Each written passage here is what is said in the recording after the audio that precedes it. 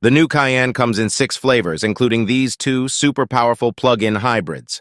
Porsche does not think it is slicing the bologna too thin.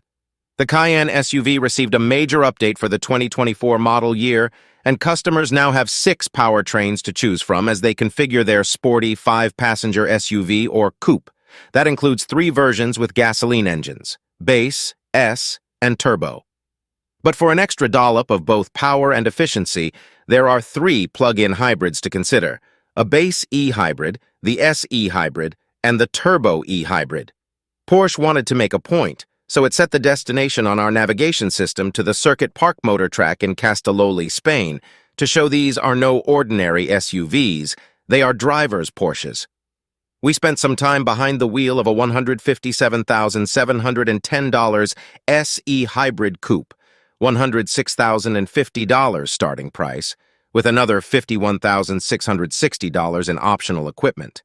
With 22-inch RS Spider design wheels, a luxurious black and green leather interior, soft close doors, and lots of tech.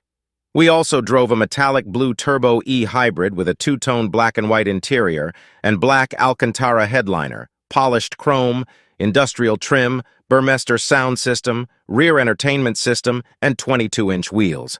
From our time behind the wheel, we can confirm the refreshed 2024 Porsche Cayenne family, regardless of powertrain, is smooth and graceful in its ability to turn into a corner, transfer its weight, and remain perfectly in control as it accelerates out.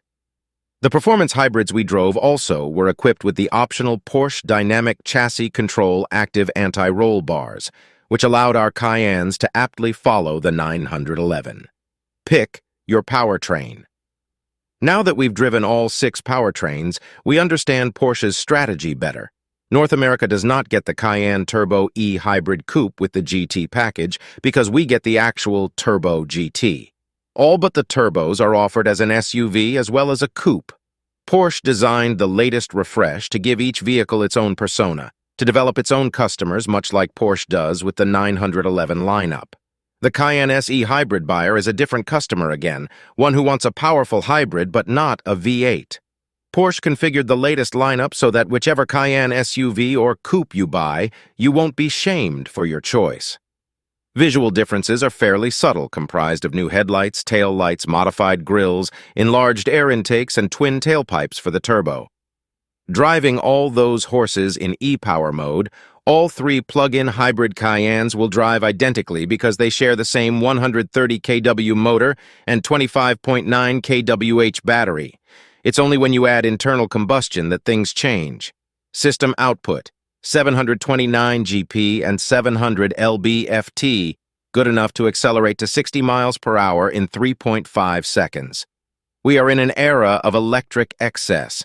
While we drove the Cayenne in the area outside Barcelona, a colleague in the same city was driving the 2025 Mercedes-AMG GLC 63 SE Performance, a smaller plug-in hybrid SUV with a turbo 4-cylinder as the base and output of 671 GP and 752 lb-ft of torque, enough to reach 60 in an estimated 3.4 seconds.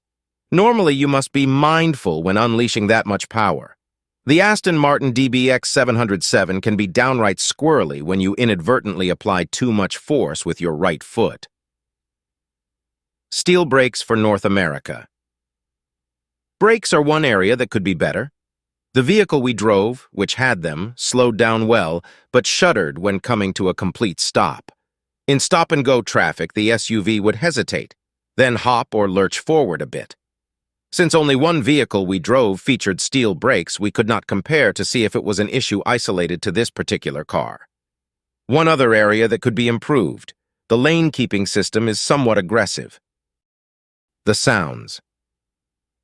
You forget these minor gripes when you step on the pedal and enjoy the silence of electric driving, or the V6's purr, or the V8's rumbles and pops and burbles. Porsche also revised the drive modes.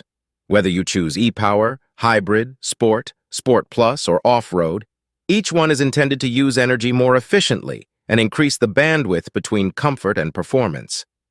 The transition to and from electric power, meanwhile, is completely seamless.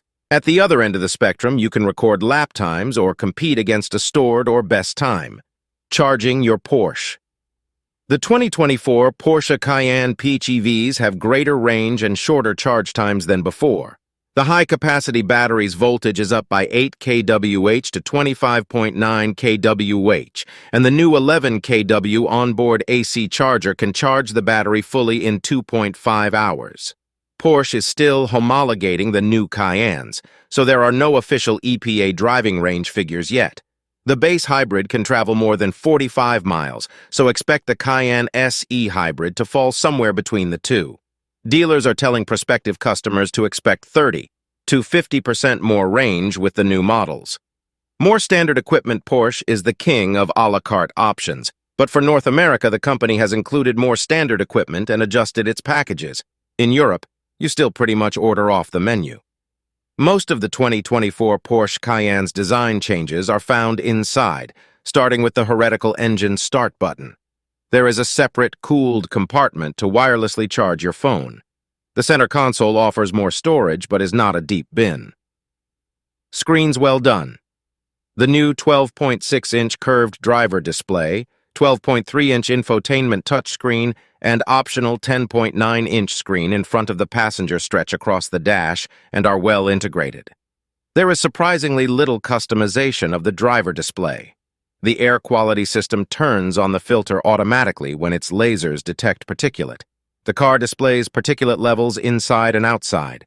Full amenities are available, including heated seats front and rear, several massage settings, 4-zone climate control, Bose or Burmester stereos, large sunroof, sunshades for rear passenger windows, and entertainment screens on the backs of the front headrests.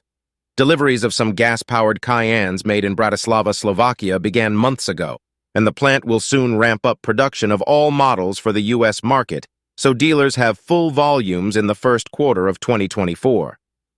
Porsche executives think all three plug-in hybrid Cayennes will do well in North America.